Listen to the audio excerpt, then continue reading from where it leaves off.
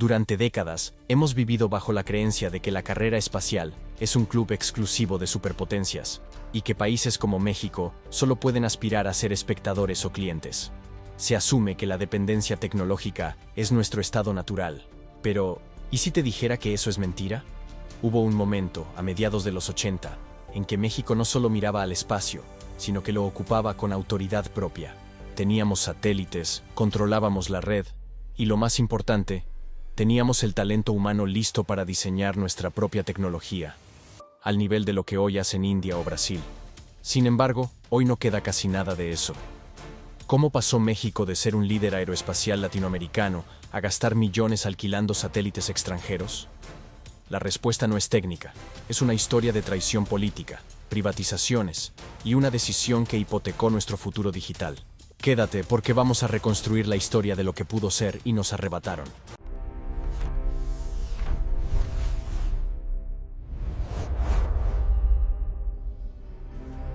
A menudo vivimos bajo la narrativa silenciosa de que México, y por extensión gran parte de Latinoamérica, está condenado a ser un eterno espectador en la carrera tecnológica.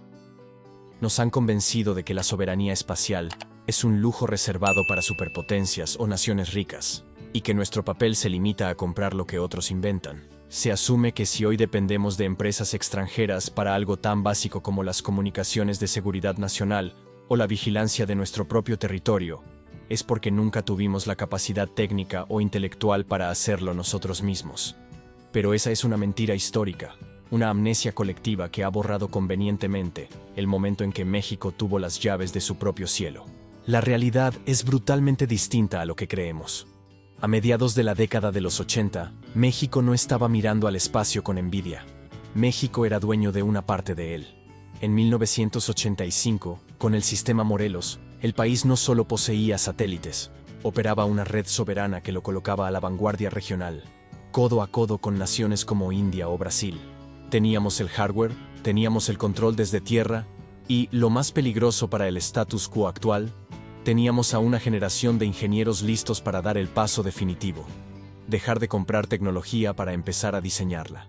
Sin embargo, hoy esa capacidad ha desaparecido, no porque la tecnología fallara, ni por falta de talento, sino porque en un despacho gubernamental se tomó una decisión que cambió soberanía por dinero rápido. Imagine el mundo de 1985. La Guerra Fría aún dividía el planeta en dos bloques, y la tecnología espacial parecía un juego exclusivo de superpotencias. Algo que veíamos por televisión, pero que sentíamos ajeno a nuestra realidad latinoamericana. Sin embargo, bajo la superficie, se estaba gestando un cambio tectónico en las telecomunicaciones. En ese tablero geopolítico, se entendió que la verdadera independencia ya no se ganaba solo en las fronteras terrestres, sino en la capacidad de conectar a una nación entera sin intermediarios. Mientras la mayoría de los países de la región seguían dependiendo de alquileres costosos y favores tecnológicos para transmitir una señal de televisión o conectar una llamada a larga distancia, México decidió que era el momento de dejar de ser un cliente para convertirse en un operador. El lanzamiento del sistema Morelos no fue una simple compra gubernamental, fue un evento que paralizó al país con orgullo. Cuando el transbordador Discovery puso en órbita el Morelos I en junio de 1985, y meses después el Atlantis hizo lo mismo con el Morelos II, llevando al primer astronauta mexicano, Rodolfo Neri Vela. El mensaje fue contundente. No se trataba solo de enviar toneladas de metal y circuitos al espacio.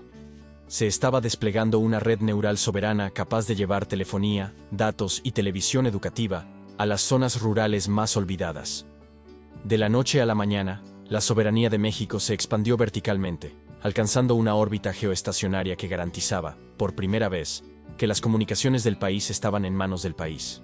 Pero lo verdaderamente revolucionario no estaba ocurriendo en el vacío del espacio, sino en tierra firme, específicamente en el centro de control de Iztapalapa. Allí no había contratistas extranjeros moviendo los hilos. Había una generación brillante de ingenieros mexicanos, formados en el Politécnico y la UNAM, tomando el control total de las operaciones.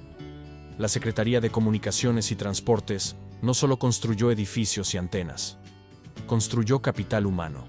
Se creó un ecosistema donde la academia y el Estado colaboraban estrechamente, no solo para mantener las luces encendidas, sino para diseccionar esa tecnología, entenderla a fondo y preparar el terreno para lo que parecía inevitable, el desarrollo de tecnología propia. Hablemos de los verdaderos protagonistas de esta hazaña, esos que rara vez salen en la foto oficial pero que sostenían todo el sistema. No eran celebridades ni generales, sino un grupo compacto de ingenieros jóvenes, egresados en su mayoría de la educación pública, del Politécnico y la UNAM, que asumieron una responsabilidad titánica: controlar desde tierra una infraestructura de cientos de millones de dólares. Mientras la atención mediática se centraba comprensiblemente en el astronauta Rodolfo Neri Vela, en las estaciones terrenas se consolidaba una élite técnica capaz de hablar de tú a tú con los gigantes de la industria aeroespacial. No tenían los recursos infinitos de la NASA, ni los presupuestos militares de la Unión Soviética, pero suplían la carencia con un ingenio técnico y una dedicación obsesiva que transformó el centro de control de Iztapalapa en el cerebro nervioso de la nación. Lo fascinante es el contraste brutal de esa época.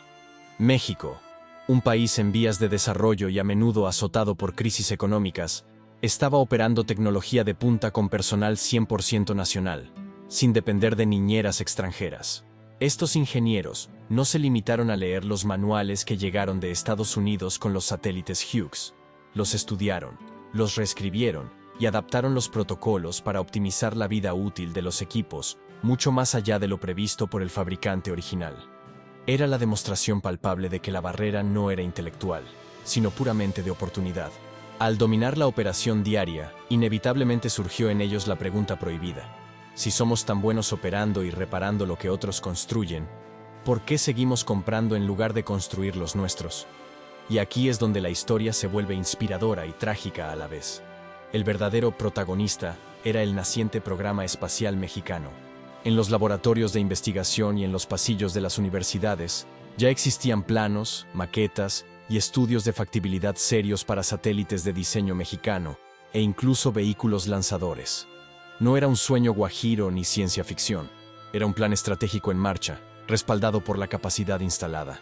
Existía la certeza técnica de que, con la continuidad adecuada, México podría dejar de ser un cliente cautivo para convertirse en un competidor regional, tal como lo estaban haciendo Brasil o la India en ese mismo instante.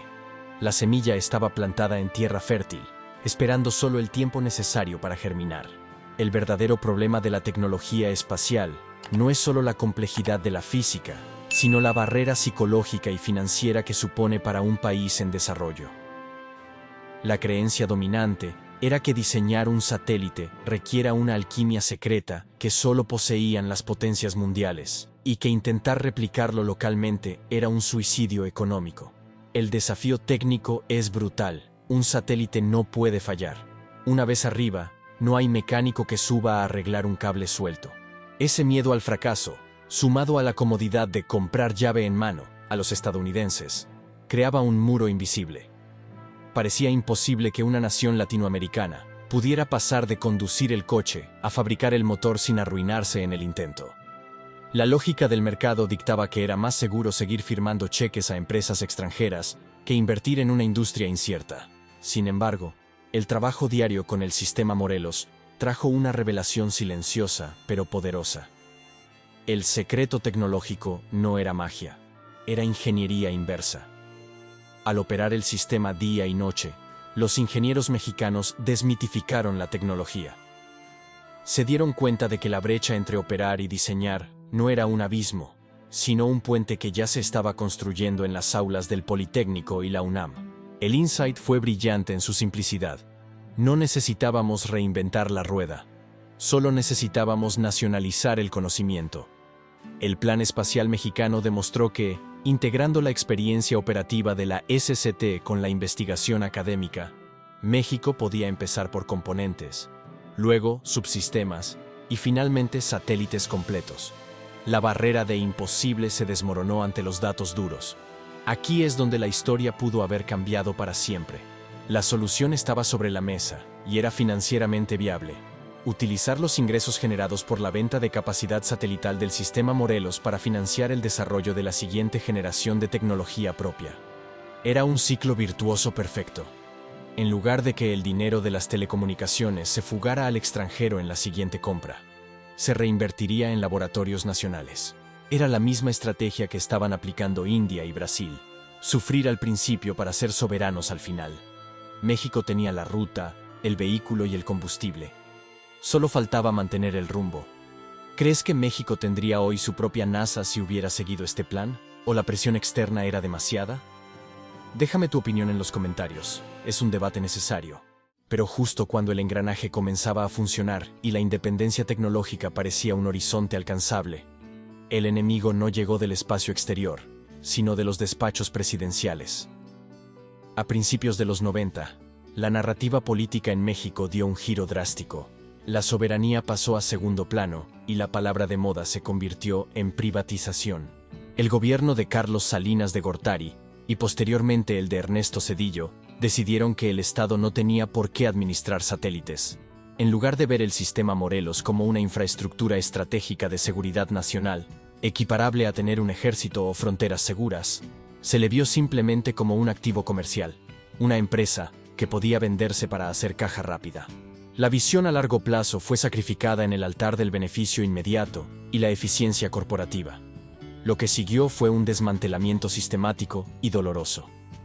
Entre 1995 y 1997, el sistema satelital mexicano, construido con el dinero y el esfuerzo de todos, fue traspasado al sector privado bajo el nombre de Satmex, que con el tiempo terminó siendo absorbida por capital extranjero y finalmente por la gigante francesa Eutelsat. Pero la verdadera tragedia no fue la venta de los satélites físicos, sino la destrucción del capital intelectual. Al privatizar el servicio, el programa espacial mexicano perdió su razón de ser y su financiamiento. Los proyectos de diseño nacional fueron cancelados de un plumazo. Esos ingenieros brillantes, que estaban listos para construir el futuro, se vieron forzados a una diáspora técnica. Algunos se fueron al extranjero, otros pasaron al sector privado a realizar tareas de mantenimiento, y muchos simplemente abandonaron el sector. Se desintegró el equipo que había tardado una década en formarse. El dilema moral aquí es devastador, y debería indignarnos. Mientras México vendía su infraestructura y cerraba sus laboratorios, países como Brasil e India, que en los 80 estaban en condiciones tecnológicas muy similares a las nuestras, tomaron el camino opuesto. Invirtieron, protegieron a sus científicos y aguantaron la presión. Hoy, India envía misiones a Marte y Brasil tiene una industria aeroespacial robusta. México, en cambio, se condenó a ser un inquilino en su propio cielo. Cambiamos la posibilidad de ser dueños de nuestra tecnología por la comodidad de alquilarla, creando una dependencia que hoy nos cuesta decenas de millones de dólares anuales, solo para poder comunicarnos dentro de nuestro propio territorio. Si te parece increíble que hayamos dejado ir esta oportunidad, dale like al video. Ayuda a que más gente conozca esta parte de nuestra historia. Hoy, el legado de aquella decisión se siente cada vez que encendemos un GPS, realizamos una transacción bancaria o simplemente revisamos el pronóstico del tiempo. México vive una paradoja tecnológica. Somos una de las economías más conectadas de la región, pero nuestra infraestructura vital viaja por carreteras que no son nuestras. La soberanía digital, ese concepto del que tanto se habla hoy ante el espionaje masivo y la ciberguerra, es una quimera para un país que renunció a sus propios ojos y oídos en el espacio. Cada año, el Estado mexicano firma cheques millonarios para alquilar capacidad satelital a empresas extranjeras, pagando un sobreprecio eterno por una tecnología que, irónicamente, nuestros propios ingenieros ya dominaban hace 40 años. No es solo un gasto económico, es una vulnerabilidad estratégica. En un mundo donde la información es poder, México eligió voluntariamente ser dependiente. Sin embargo, la historia del sistema Morelos no debe leerse solo como una necrológica, sino como un recordatorio potente de lo que somos capaces. Ese breve periodo de soberanía espacial demostró que el talento mexicano no tiene nada que envidiarle al de la NASA o la ESA. Lo único que faltó fue la voluntad política de sostener el esfuerzo en el tiempo. El imposible técnico fue vencido. El verdadero antagonista fue la miopía burocrática. Recordar esto es vital, porque la carrera espacial ha vuelto a empezar con el New Space, y la pregunta sigue abierta. ¿Seguiremos siendo espectadores que pagan boleto, o recuperaremos la ambición de ser protagonistas? La infraestructura se vendió, pero la historia es nuestra, y la capacidad de imaginar un futuro distinto, también. Si crees que México debería retomar su programa espacial y dejar de depender de otros, suscríbete al canal. Aquí contamos las historias que nos ayudan a entender el presente. Al final, la historia del auge y caída del sueño espacial mexicano nos deja una lección que va más allá de los satélites y las antenas. Nos demuestra que el subdesarrollo muchas veces no es consecuencia de una falta de talento o capacidad intelectual, sino el resultado de decisiones tomadas por quienes prefieren el negocio inmediato a la soberanía a largo plazo. México tuvo las alas, pero decidió cortarlas para vender las plumas. Sin embargo, recordar esto cambia la forma en que vemos nuestro potencial. Saber que ya lo hicimos una vez es la prueba irrefutable de que podemos volver a hacerlo. No nos falta ingenio, nos ha sobrado miopía. Gracias por llegar hasta aquí y redescubrir esta parte de nuestra historia. Si quieres seguir explorando esos capítulos olvidados que explican nuestro presente, nos vemos en el próximo video.